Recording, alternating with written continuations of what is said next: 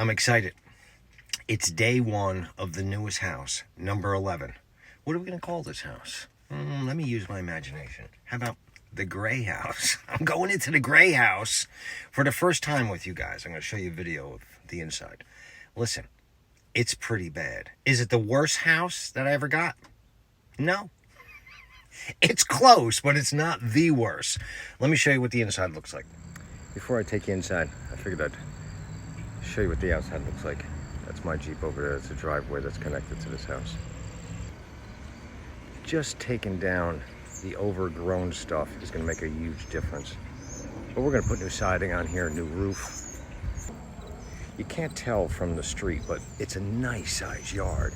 And the placement in the house is nice because if you ever want to add on, you could. Let's see what the backyard looks like.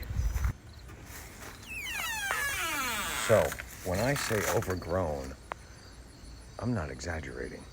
Some of these weeds, like that one right there, is at least 10 feet tall. I didn't even know weeds could grow that high. This is an alcove that the homeowner had put on to try to redirect the stairs. I'll show you more when I go inside. But anyway, there's not much to see in this backyard, but wait until this is cleaned up. This is the front porch. And that's where the man that I bought it off of was sleeping up until just about an hour ago. It was kind of an unusual situation. I've never encountered this before on any of the other houses, but I thought I was going to have a difficult time getting the seller to get out of the house. I closed yesterday, and then he was supposed to close a half hour later, but he wasn't at the closing table. So I came over to the house, and I came in, and he was sleeping right there in the porch. And he was anxious to sell because he wanted the money. The house is falling down, and the money was going to give him a new start. So he went and he closed. But then he didn't leave the house.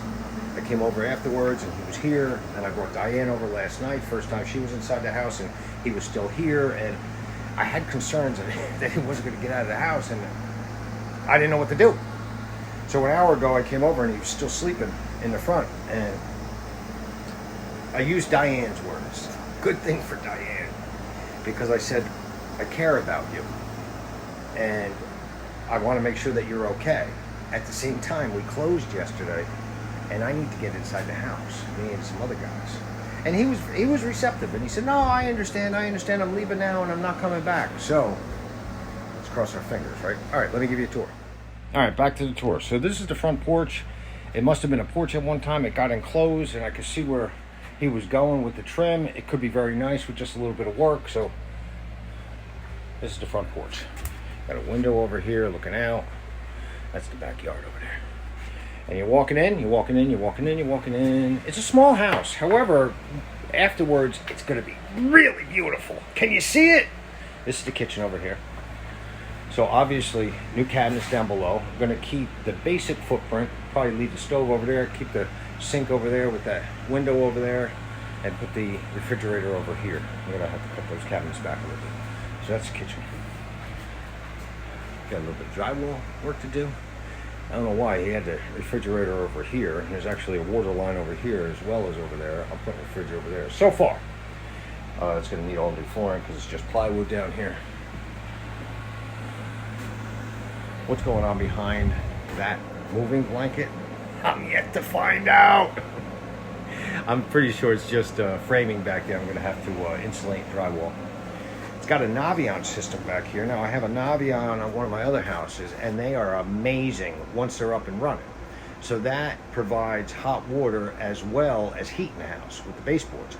Very efficient. You never have to wait for hot water. I've had very good luck with Navions. So I'm looking to get that up and running properly. I can already tell that discharge pipe, actually my friend Dave told me it was going to have to either go outside the house or drain somewhere. Gonna be a vaulted ceiling. Hey, I just put the lights on. It's funny when I buy houses, like some of the little things that come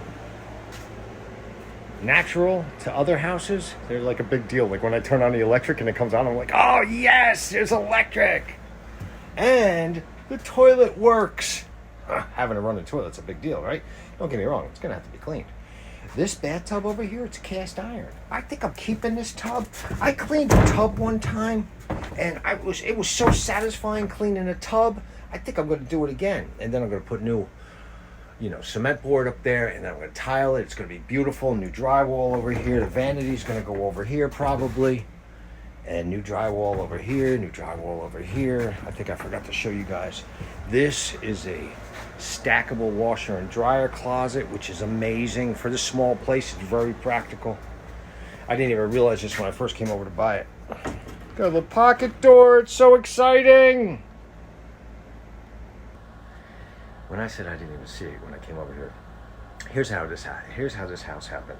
I'm very familiar with the market here, and I never want to sound like I know it all, but I'm very familiar with the market around here.